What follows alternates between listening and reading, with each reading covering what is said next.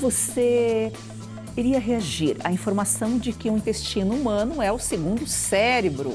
É isso mesmo, um dos órgãos mais vitais e complexos do nosso sistema é também um dos que apresenta um funcionamento mais interessante. No Bem-Estar de hoje, tudo sobre suas características, significados e cuidados essenciais. Assista agora A Força do Agro com Joyce Maffezoli. Nosso colunista de sexta-feira, Valderson de Souza, que alegria! Alegria sou eu que digo de estar aqui com você, de estar junto com o público, para a gente ter mais uma conversa legal, como toda sexta-feira. Então, vamos lá! Também com a gente, a doutora Gilmara Yamaguchi, que é gastrocirurgiã e proctologista. Seja muito bem-vinda, doutora. Obrigada. Já me sinto em casa aqui com vocês. Que bom!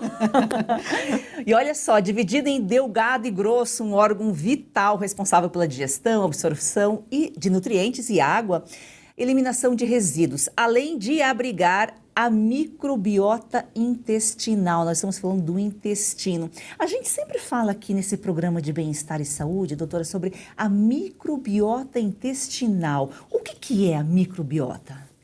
São os seres que coabitam esse corpo, né? O nosso corpo. A gente antigamente chamava de flora intestinal, né? Mas aí descobriu-se porque achava-se que eram plantas, né? Mas descobriu-se com a evolução genética, estudos de biologia, que são outros gêneros. Então, são vários micro-organismos que vivem dentro da gente, aí na pele, na vagina, no intestino, mais de trilhões de micro-organismos, que aí são bactérias, vírus, fungos, arqueias e diversos outros.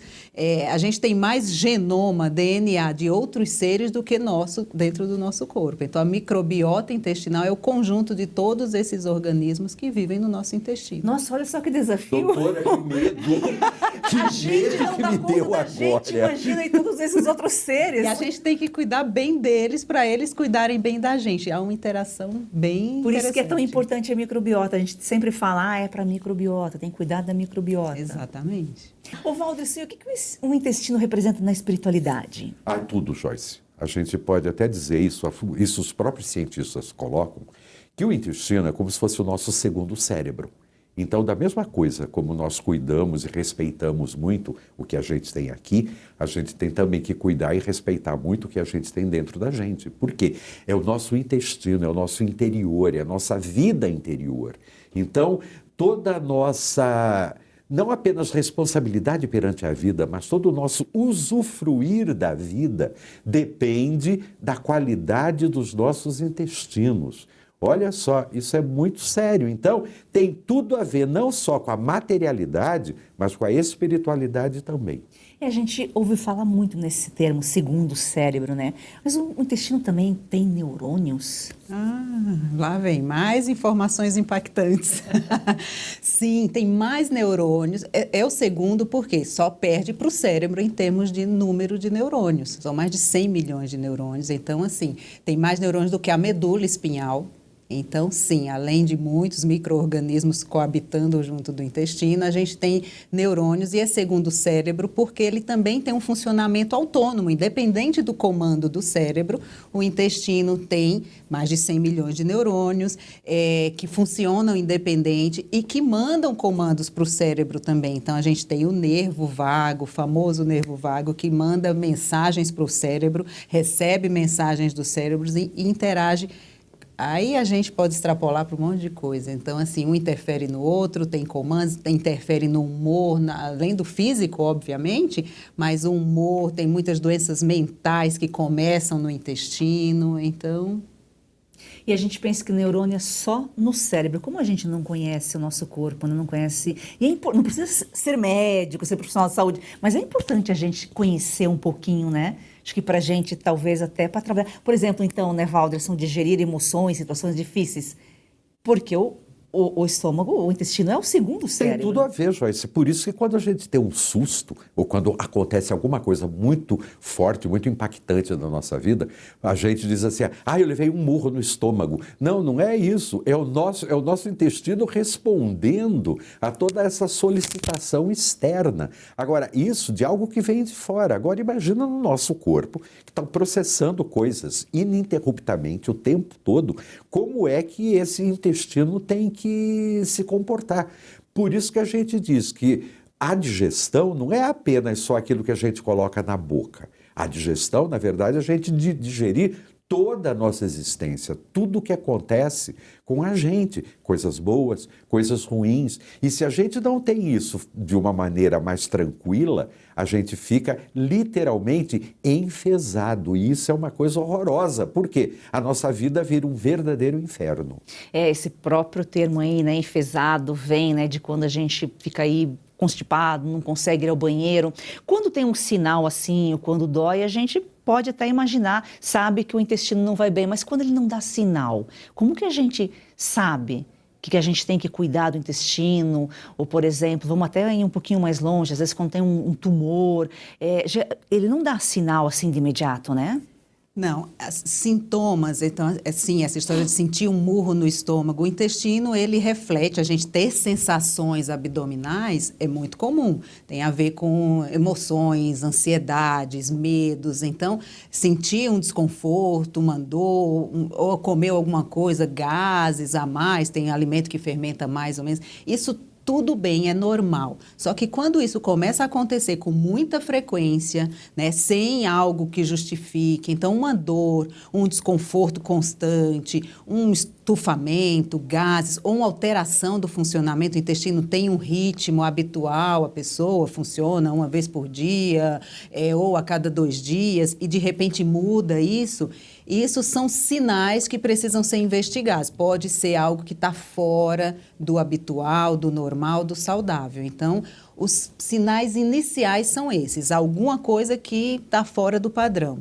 Mas sim, você tem razão, às vezes as doenças se desenvolvem ali no intestino sem dar sinal nenhum. Por isso que entra a questão de fazer os check-ups preventivos, a gente hoje tem um arsenal importante de não só de avaliação clínica, mas de exames que a gente consegue fazer investigação e pegar algumas situações bem antes de ficarem uma situação grave.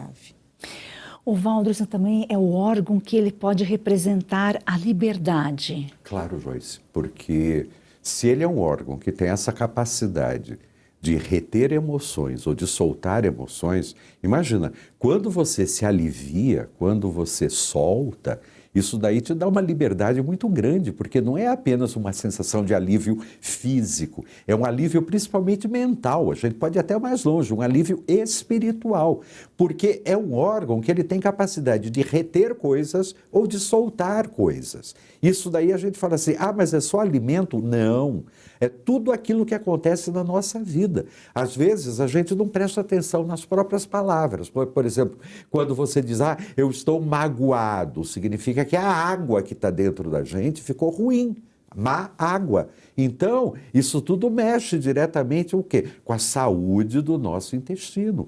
E também tem um outro detalhe, liberdade não significa que a porteira está aberta e que o tempo inteiro você vai estar como se aliviando. Não, é você ter consciência de que é absolutamente necessário. Joyce, eu quero pedir uma licença para eu fazer uma pergunta para a doutora. Por favor. Doutora, 2 dias é normal uma pessoa ter um ritmo intestinal, não é diário, de 2 dias, 3 dias? O nosso organismo funciona diferente, o ritmo de uma pessoa para outra pode ser diferente, o metabolismo, idade, sexo, hormônios, no caso da mulher que cicla todos os meses, então há um ritmo diferente, há uma variação, pode ser normal evacuar 1 vez por dia, pode ser normal evacuar 2 vezes por dia, a cada 2 dias, então não tem uma regra que tem que ser 1 vez por dia, todos os dias. Então é um contexto que a gente tem que avaliar para ver se aquilo está no funcionamento normal. Que aí, eu digo, é o ato de evacuar, não é o número. Então, evacuar tem que ser um ato tranquilo, você tem a sensação, vai no banheiro, senta lá, não precisa ficar meia hora fazendo força, não precisa fazer muito esforço, eliminando fezes bem formadas, então tem que formar um bolo fecal salsichinha ali, macio, nem duro, nem mole, né? E que não machuque, que você fique com a sensação de que evacuou bem. Tem gente que precisa, para ter todos esses parâmetros, evacuar 2, 3 vezes ao dia. O outro pode ser de 2 em 2 dias. Então, os dois são normais. A gente tem que ver esses outros parâmetros. Nossa, até fazendo um paradoxo, até para isso é difícil, né? Até para isso, Joyce, tem gente que sofre tanto, né? Sofre. Por Não, isso que, às vezes, quando falam para mim assim, mas eu tenho uma dificuldade muito grande de ir no banheiro, eu falo, não é o problema, não é teu intestino, é sua vida. Sua vida que tem que mudar. É bem isso. E se nós médicos, a gente ficar só no físico, na análise do físico, não olhar para esse contexto todo, a gente não vai estar avaliando a pessoa inteiramente. Então, quando a gente fala, tem que ver o ser humano como um todo, sim. Eu sempre falo, é mente, alma, corpo e coração. Porque a constipação tem muito a ver... No consultório, a gente vê nitidamente. A gente tem que avaliar toda a questão física, mas o intestino funciona também com o cérebro e tem gente que prende porque quer controlar tudo, é aquela pessoa controladora que quer controlar tudo da vida de todo mundo, da família, inclusive o intestino. Tem gente que, só quero ir no banheiro na minha casa, não vai no banheiro no trabalho. Gente, tem que ir, é uma regra básica, tem que respeitar aquele momento que deu a vontade, vai no shopping, no restaurante, no trabalho. Então, muitas vezes a constipação, né, que é o intestino preso, tem a ver com isso, com um comportamento de controlador. Aí, por outro lado, o outro que também solta tudo, aquela pessoa desprendida que não sei o que, muitas vezes tende a ter diarreia. Então, o intestino reflete muito além do físico.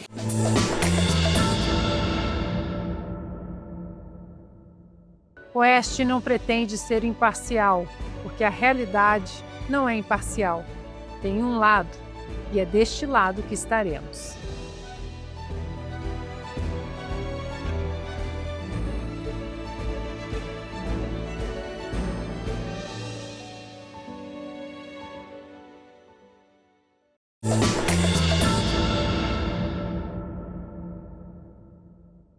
Além dessa questão, né, da cabeça, do emocional, os alimentos são importantes para a saúde do intestino, né? Que alimentos aí geralmente são indicados para a gente ter aí na dieta? Então, se a gente pensar que o nosso intestino tem milhões de seres habitando ali e eles podem ser seres que causam coisas boas, que causam coisas ruins. Eles produzem hormônios, ajudam na produção dos neurotransmissores. Então, a gente tem que cuidar desses seres também. A gente tem sistema imunológico no intestino, a gente tem neurônios no intestino, a gente tem intestino que produz muco, várias substâncias. Então, a gente tem que dar alimentos que favoreçam todo esse contexto de saúde e evitar alimentos que prejudiquem. Então, o que ajuda? Probióticos, prebióticos, já viu? Então, fibras. Então, quando a gente come alimentos mais naturais, que contenham fibras, a gente está proporcionando o crescimento desses micro-organismos saudáveis. Quando a gente consome probióticos, que aí são alguns micro-organismos que estão em alguns alimentos fermentados, podem fazer parte do dia a dia, a gente também está ajudando nessa microbiota, nessa imunidade intestinal. Quando a gente evita agressores como álcool, alimentos ultraprocessados, excesso de açúcar, alimentos irritantes, então, assim, muita pimenta, muito café, tudo isso pode irritar muito o intestino. Então, é isso, a gente não foge muito da questão da comida de verdade, o mais natural possível, o mínimo processado possível, evitando tóxicos como álcool, drogas, cigarro, agride muito o intestino também. Então, é o básico do básico. O equilíbrio, moderação. A doutora falou que tanto do soltar, compreender. Diarreia pode, inclusive, significar medo, né? Com certeza, Joyce. Porque é aquela história, você estava segurando tanto, você deve ter segredos tão grandes dentro de você, assuntos que são verdadeiros tabus, que você não quer que sejam divulgados de maneira nenhuma, que chega um momento que teu corpo não aguenta. Então ele tem que criar alguma situação, normalmente tem dores muito grandes, né, que levam você para ir no banheiro e passar às vezes a noite toda, o dia todo, numa sensação horrorosa. E tudo isso gerado por quê? Por esse medo, por essa sensação de descontrole, de desconforto que você tem com a sua própria vida. E aí não adianta você querer tomar 1000 remédios ou chazinhos ou aquilo, não. É um pacote total, como a própria doutora disse. Alimentos que ajudam, alimentos que vão causar um benefício maior e, claro, você com você mesmo, né? Porque é a sua cabeça que determina tudo. Nós falávamos aqui que tem gente que não vai ao banheiro na empresa, só em casa, quer controlar tudo, enfim. E a gente fala muito o termo educar o intestino. Mas a gente pode educar o intestino? A gente não tem que ouvir o intestino, a gente não tem que sentir o sinal do corpo? Se a gente pensar que, eu sempre falo, as crianças já nascem educadas e com a gente vai crescendo, a gente deseduca, né? Então, a natureza provê já alguns mecanismos e quando a gente vai com vida moderna, vai atrapalhando a natureza. Então, quando eu falo muito em educar o intestino no consultório, é para a gente retomar algumas coisas que são naturais, fisiológicas. Por exemplo, você já ouviu falar que tem gente que fala, meu intestino é um reloginho. Normalmente funciona de manhã, logo depois do café da manhã. Por quê? Deus fez assim, a natureza é assim. Quando a gente consome algum alimento, bate no estômago, ele manda uma mensagem para o intestino se movimentar. O nosso intestino é um grande tubo de musculatura e que se movimenta para o conteúdo que está ali dentro dele caminhar. Então, alimento que bate no estômago, manda uma mensagem para o intestino e aí vem o reflexo de fazer a evacuação. O nome disso é reflexo gastrocólico, né? Cólon é intestino grosso, gastrointestinal. Só que com a vida moderna, então você acorda cedo, tem que se arrumar cedo para ir para o trabalho, não sei o que, às vezes você até tem essa sensação, mas não dá tempo, ir no banheiro, aí sai correndo, vai para o trabalho, ou arrumar criança para ir para a escola, ou tem gente que nem toma café da manhã em casa, vai tomar no trabalho, aí já fica com vergonha de ir no banheiro, no trabalho. Então, ao longo do tempo, isso vai gerando um quadro de intestino preso, de constipação. Então, dá para educar o intestino você tentando lembrar disso, conhecendo. Então, vai o conhecimento, informação. Vamos retomar isso. Então, tomar café da manhã, ter um tempo para ir no banheiro, respeitar aquele reflexo intestinal, ter um dia a dia, porque atividade física, um corpo sedentário, fica tudo mais lento. Então, educar o intestino significa comer direitinho, respeitar esses sinais que são naturais, de ter o tempo de ir para o banheiro, ter um dia a dia, atividade física que ajuda a estimular o intestino, ter um sono adequado, porque no sono também muitas substâncias são produzidas que interferem na saúde digestiva. Então, educar o intestino é nesse sentido, entendeu? E a gente resume a dor de barriga. É a dor na barriga, mas pode ser o quê? Pode ser no intestino, pode ser no estômago. O intestino costuma doer?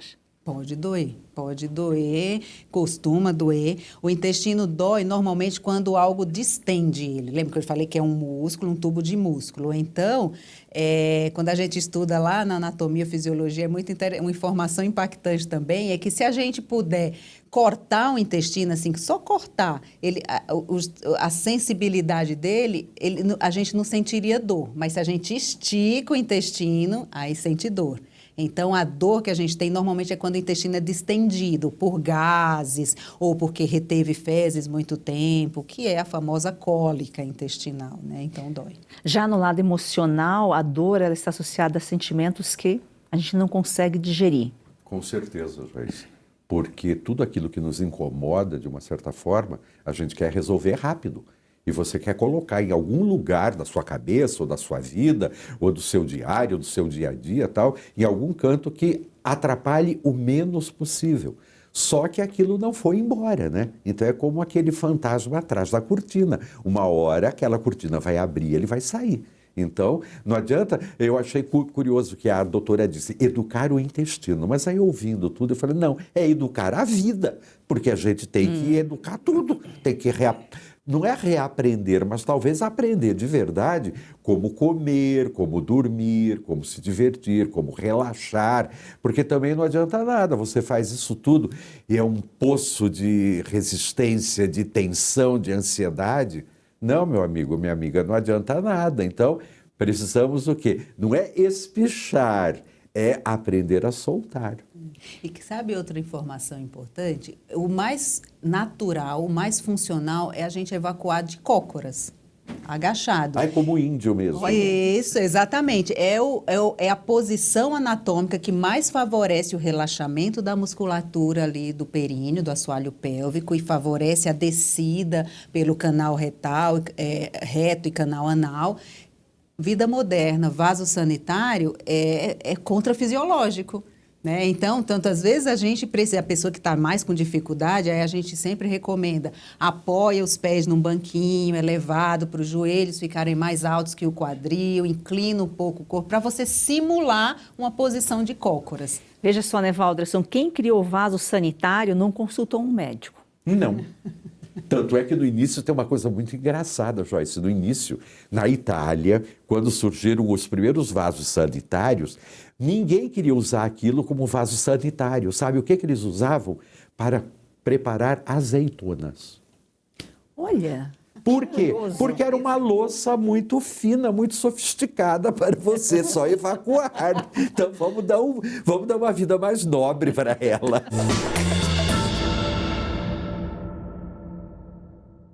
Você já perdeu as contas de quantos comprimidos toma por dia para tentar aliviar suas dores? Cansado dos efeitos colaterais que isso causa no seu corpo? Como dor nas juntas, nas costas, nas pernas, dor para levantar, até para dormir. A verdade é uma só, você merece se sentir bem de novo e isso é possível. Com certeza, é isso mesmo. A Vitae Gold traz para você um produto completo de verdade. O Vitae 7 em 1 é uma fórmula com 7 ativos mais indicados por especialistas, agora em apenas 2 cápsulas por dia. Chega de tantos remédios, mais praticidade, mais saúde e menos dor. É isso aí, imagina só, fortalecer os seus ossos, reduzir as inflamações, proteger os seus músculos e cartilagens, recuperar a disposição e ainda reforçar a sua imunidade. Tudo isso com uma fórmula natural, com comprovação científica que age de verdade onde a dor começa. E a nossa querida Lucinha Lins já incluiu o Vitae 7 em 1 na rotina. Vamos ver o que ela conta pra gente. Cansada de tomar vários comprimidos por dia, não é mesmo? Eu também. Por isso a Vitae Gold tem agora o Vitae 7.1. São os 7 principais ativos para cuidar da sua saúde e ajudar você que sofre com dores nas articulações, artrite, artrose, reumatismo, fibromialgia. A Vitae Gold desenvolveu um creme de massagem e vai mandar aí para você de presente. Ligue 0800 291 2200. É isso mesmo, o Vitae 7 em 1 mudou a rotina da Lucinha e pode transformar a sua também. Ligue agora para 0800 291 2200 e aproveite a oferta exclusiva. 70% de desconto para os 100 primeiros que ligarem e o relógio inteligente, vai de presente. É isso aí, então chega de remédio para tudo e solução para nada. Vitae 7.1 é natural, eficaz e foi feito para você viver sem dor.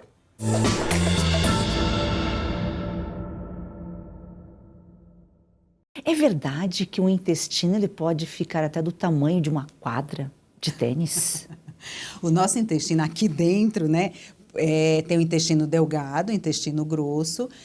O delgado tem uma variação, uma pessoa de 2 metros de altura, uma pessoa de 1,5 metro de altura, mas varia de 4 a 6 metros. Né? O intestino grosso aí de 0,8 a 1,5 metro. Então, se a gente pudesse esticar o intestino, ele chega a seus 8 metros, 9 metros. E aí, além disso, isso falando só de esticar, né? Se a gente conseguisse esticar. Mas o intestino é a maior superfície de contato com o meio externo. Por quê? Ele é um tubo. Dentro dele tem várias pregas. Essas pregas têm várias vilosidades, que é como se fossem dedinhos, assim. Então, isso vai aumentando essa superfície interna. E ainda tem as microvilosidades, que são mais dedinhos menorzinhos. Então, se isso tudo pudesse ser esticado, então essa analogia de que parece um tamanho de uma quadra de tênis, é que sim, se a gente pudesse esticar tudo isso em termos de área, né? Chega a 200, 250 metros quadrados de Que superfície. loucura! Por isso que abriga milhares de micro-organismos. Sim, e aí tem o muco, tem as células todas, né, milhões de células, então é muita coisa e é muito maior do que a pele, por exemplo, que está em contato com o meio externo. Você vê, o corpo, a alma estão ligados, a gente precisa cuidar da saúde mental para aliviar o corpo, né? A gente precisa se conhecer, Joyce, de total maneira. Por isso que cuidar do intestino não deixa de ser a gente fazer uma viagem para dentro de nós mesmos. Então, é muito importante que você vença seus preconceitos e comece a entender que isso tudo que a gente tem na barriga é muito importante. Então, nada de vergonha, nada de medo, são coisas naturais e necessárias para nós conservarmos a nossa qualidade de vida e, o mais importante, a qualidade do nosso corpo. Então, um bom intestino é uma boa vida.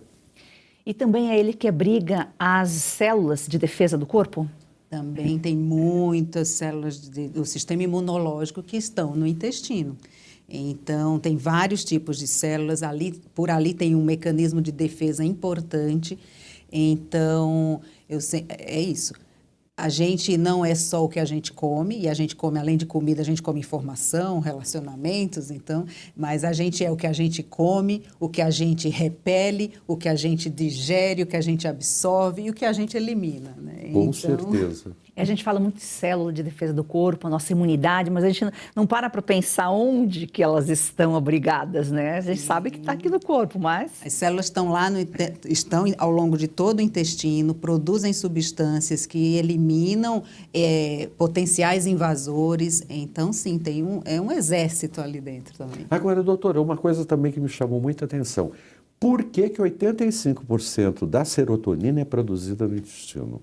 Por conta dos milhões de neurônios que estão lá. Ah, é por isso? É por isso. Os neurônios intestinais produzem 85% da serotonina do nosso corpo. Então, nosso bom humor depende diretamente do nosso intestino? Ninguém enfesado fica feliz. E por isso que a gente não pode comer e já dormir, porque o estômago pesado vai afetar no sono. Afeta, aí vai toda uma questão de desvio de fluxo sanguíneo para lá, e aí fica tudo se concentrando para a digestão e atrapalha o sono, aí a gente tem refluxo, e aí vários outros. E outra coisa, além da serotonina produzida pelos neurônios intestinais, os micro-organismos, a microbiota que está lá, produz substâncias que fornecem os nutrientes para a produção da serotonina. Então, entendeu que é tudo um ciclo? Está interligado. É um pacote completo. E tudo aqui dentro da nossa barriga, que loucura. Nós falamos do fígado, né, em outro programa aqui, Sim. E a gente chegou à conclusão, não pode viver sem o fígado, que é super importante. Tudo é importante.